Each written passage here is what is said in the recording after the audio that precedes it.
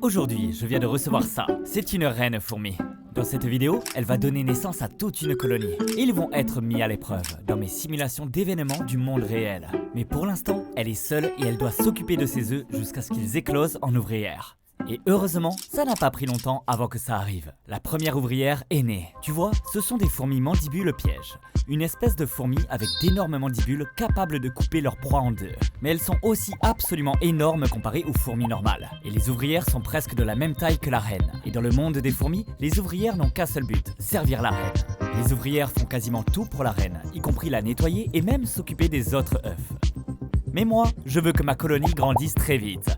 Et pour ça, il faut les nourrir. Et vu qu'il n'y a que 2 fourmis pour l'instant, on va commencer avec une seule goutte de miel, en espérant qu'elles aiment ça. Alors j'ai glissé la goutte de miel dans le tube pour que les fourmis puissent la manger. Et presque instantanément, l'ouvrière est venue enquêter sur cet objet inconnu. Elle l'a senti pendant 1 seconde, puis est retournée vers la reine pour lui faire son rapport. L'ouvrière est capable de communiquer avec la reine en frottant ses antennes contre les siennes. Quand elles font ça, ça libère des phéromones signalant qu'elle a trouvé du miel. Et après que la reine ait donné son feu vert, l'ouvrière est retournée vers le miel. Mais au lieu de le manger, elle a en fait renversé la petite assiette. Et ensuite, le miel s'est infiltré dans le sable pendant les 10 minutes suivantes. Ouais, elle n'a même pas essayé d'y goûter. En fait, il s'avère qu'elle avait une raison de faire ça. Quand une colonie est aussi petite, la reine nourrit les ouvrières en régurgitant des tissus de son propre corps dans leur bouche. Ça veut dire que la colonie avait déjà assez de nourriture pour le moment. Il allait falloir attendre que plus de fourmis éclosent avant qu'elles veuillent de la nourriture en plus. Alors c'est ce que j'ai fait. Il y avait maintenant 4 ouvrières dans la colonie. Et leur rôle devenait bien plus évident. 2 restaient toujours près de la reine pour s'assurer qu'elle soit en sécurité, tandis que les 2 autres surveillaient les œufs et gardaient l'entrée. Maintenant, c'est une colonie qui devrait accepter mes offrandes de nourriture. Et cette fois, je ne vais pas leur donner une petite goutte de miel minable. C'est l'heure d'une proie vivante, les amis. Tout le monde dit bonjour aux mouches des fruits sans ailes, l'animal le plus déprimant du monde. Non seulement elles sont absolument minuscules, mais c'est une mouche qui ne peut pas voler. Genre mec, tu avais une seule tâche et tu n'arrives même pas à la faire? Bref, c'est un processus assez simple. D'abord, j'ai pris ce tube avec une mouche des fruits sans ailes à l'intérieur. Et en gros, je vais juste le coller à celui des fourmis. Et retirer délicatement le coton. Et voilà, la mouche devrait maintenant entrer, en espérant que ça se passe mieux qu'avec le miel. Et ouais, la mouche a littéralement couru dans le tube des fourmis, alors j'ai bloqué derrière elle. Maintenant, comme cette mouche est tellement petite, pendant les premières secondes, elle est restée inaperçue, cachée en haut de l'enclos. Mais il n'a pas fallu longtemps avant que la première ouvrière ne la remarque. La fourmi a ouvert ses mandibules et a claqué en direction de la mouche. Mais elle l'a raté. Rapidement, les autres ouvrières ont remarqué sa présence. Et très vite, chaque fourmi avait les yeux rivés sur la mouche. Et heureusement, environ 1 minute plus tard, une des ouvrières a aligné son tir et boum! Juste comme ça. La mouche n'était clairement plus en vie.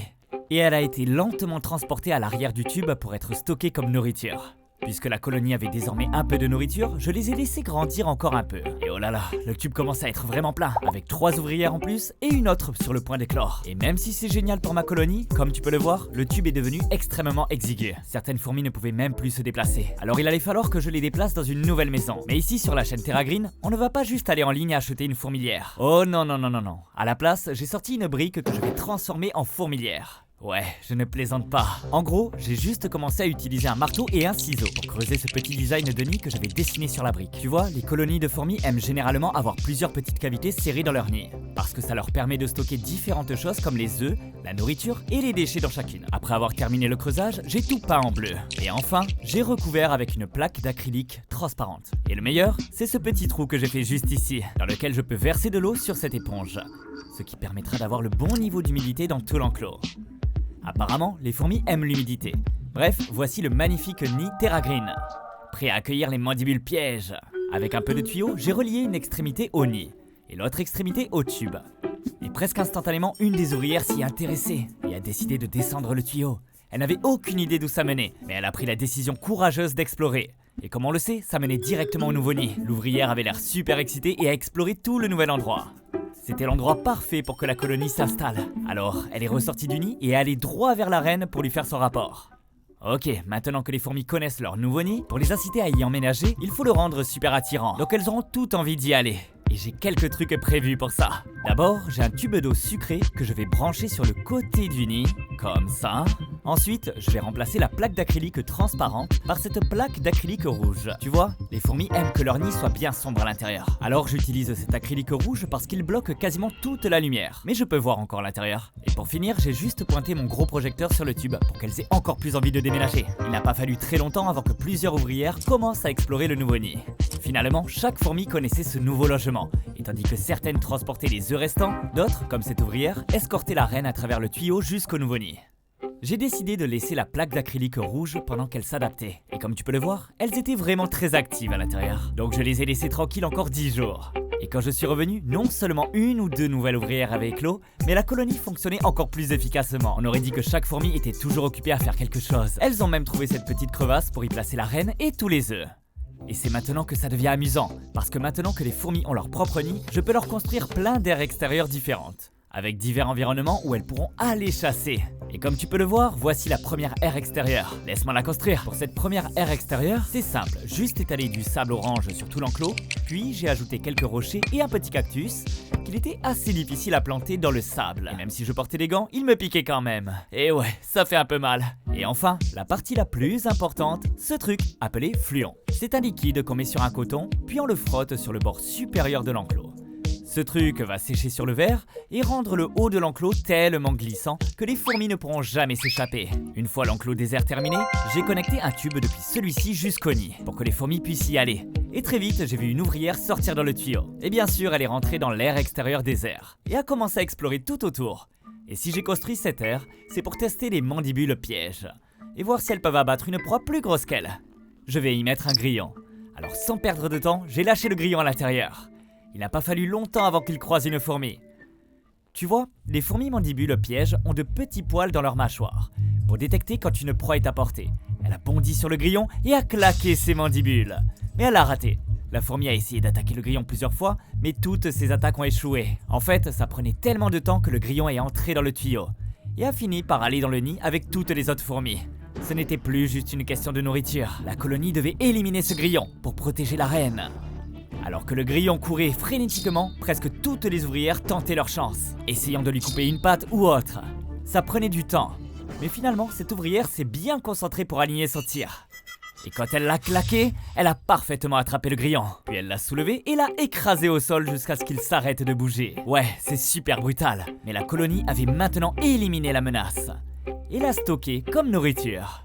Bref, au cours des jours suivants, j'ai continué à surveiller la colonie pour m'assurer que tous leurs œufs grandissaient bien. Et je leur ai même donné encore un peu de drosophile sans ailes, jusqu'à ce qu'on arrive enfin au jour 97. La colonie comptait maintenant 12 ouvrières, et bien sûr la reine. Mais j'ai remarqué dans un coin du nid qu'une des fourmis était recroquevillée.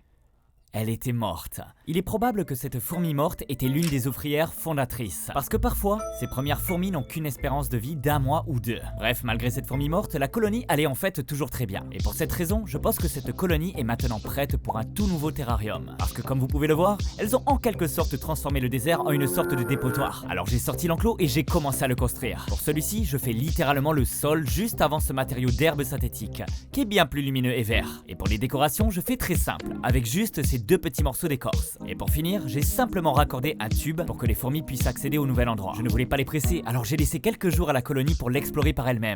Et toutes les fourmis allaient bien au jour 98 et aussi au jour 99. Mais je suis revenu au jour 100 et il ne restait plus qu'une seule fourmi dans le nid. J'étais vraiment confus.